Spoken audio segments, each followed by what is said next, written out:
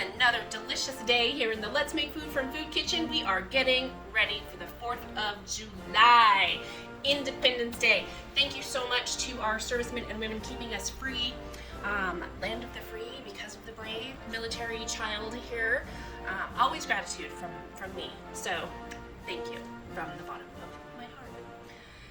Okay, let's move on. I am making some pork ribs here, oven baked. So I know a lot of us don't have a grill. You live in an apartment, they don't let you have one. So we're gonna oven bake our ribs today. The first thing I'm gonna do is remove this silver skin. And it's this little membrane here, and it kind of prevents some of that salt from penetrating your meat as well as your barbecue sauce. And once you get a grip on it, you should be able to pull it off in one piece. This is kind of how it should look as it separates. It's very thin. So we're just gonna remove that membrane and get rid of it. And if you can't get a good grip on it, sometimes if you just take a paper towel and use that to grip the silver skin, it should make it easier for you. All right. So the next thing I'm gonna do is cut my ribs in half. There we go. And you'll notice I have 2 different pans here. You don't have to have 2 separate pans. I am doing this because my children are picky. Anybody else have picky kids? So they won't eat the barbecue sauce. It doesn't matter if it's sweet or spicy or ketchup. Well, they'll eat the ketchup, but I'm not putting ketchup on my ribs, and I hope you don't either. Anyway, I rinsed my ribs really well. I'm going to use the 2 separate pans because I'm going to accommodate my picky children. The next thing I'm going to do is turn them back over, and I'm going to sprinkle some kosher salt on each side. And just use your judgment in terms of what your tastes are on your salt content. I'm going to flip them over into the pans. And one of these, I'm actually going to switch that, because one of these is getting barbecue sauce, and it's going to be easier, I think, to scrub my last pan. So this smaller strip here, we're not going to put any barbecue sauce on it. We're just going to let it bake with the salt. My children will be happy. And then my husband and I can eat this one, which I am putting barbecue sauce on, and it's the one we made the other day. Okay. The next thing I'm going to do, I have 2 cups of apple juice. And if you're using one pan, just use 1 cup. But because I've got 2 separate pans, I'm doing 2 cups. You want to put 1 cup in each pan. A little bit more. And I'm pouring it off to the side of the meat because I don't want it to rinse that salt off that I just put on there. So I'm just going to do that. And then I'm going to cover them in foil. My oven is preheated to 350 degrees. We're going to bake this for 2 hours. And then we're gonna take out this one and brush some of our barbecue sauce on it. Our 2 hours has passed. I'm gonna go ahead and take off the foil, and I'm gonna flip over the ribs. We're gonna brush on our barbecue sauce. If you have one of those mops or whatever you have available to do this, that's great. If you don't, you can carefully pour some on and maybe take the back of a spoon and just rub it on in there.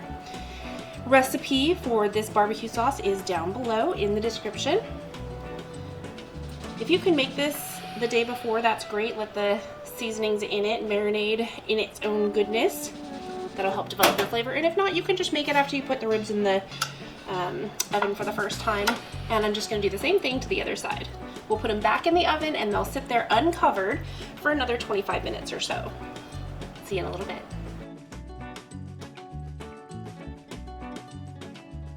Our ribs are done, mostly. So our cooking process is done. I still need to coat our ribs one more time with our barbecue sauce. So before I take them out of the pan, I'm going to go ahead and do that because I want to cut up the ribs that don't have the sauce on it first so it doesn't get all over my cutting board. And then my children will complain because they will have a tiny sight, a little peek, a little spot of barbecue sauce, and then the world will end and no one will eat and I just will lose my mind. So I'm going to cut up the other ribs first. These look so good. Okay. Let's go ahead and take up our first set of ribs, and we just want to, I'm going to turn these over as I cut them so that I can see where the bone is here, and just go ahead and slice, and they're just, oh, that looks beautiful, you guys. Ooh, I can tell they're very tender. but the meat's still attached to the bone, which is what you want. You don't want it to fall off the bone until you take a bite of it, and you just want your bite to come with you. Okay. So we're gonna plate those up without the sauce, and I'm gonna move on to cut these up.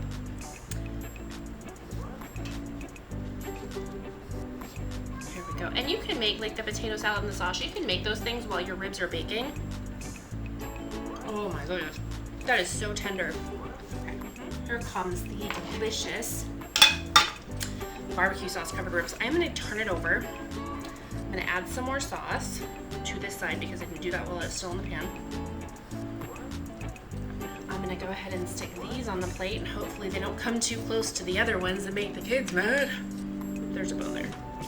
As long as it's not my finger bone. I'm done with that urgent care today. Right. Just kind of catching that bone right there. All right.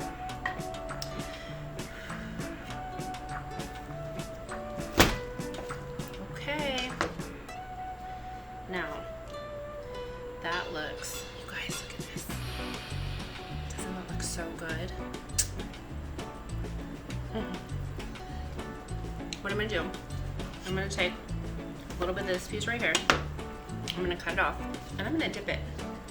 Because that's how I usually eat my ribs, is dipped. And I happen to have just enough sauce left in this bowl to do that.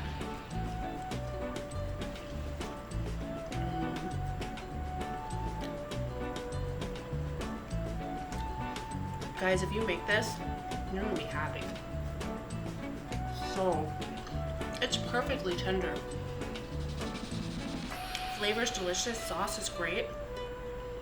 Up next, apple pie. That's gonna round out our 4th of July meal. We will have our ribs, we will have our red potato, bacon and blue cheese, potato salad, and we will have apple pie.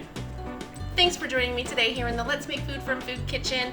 From my kitchen to yours, let's make food from food. That's one boy puppy.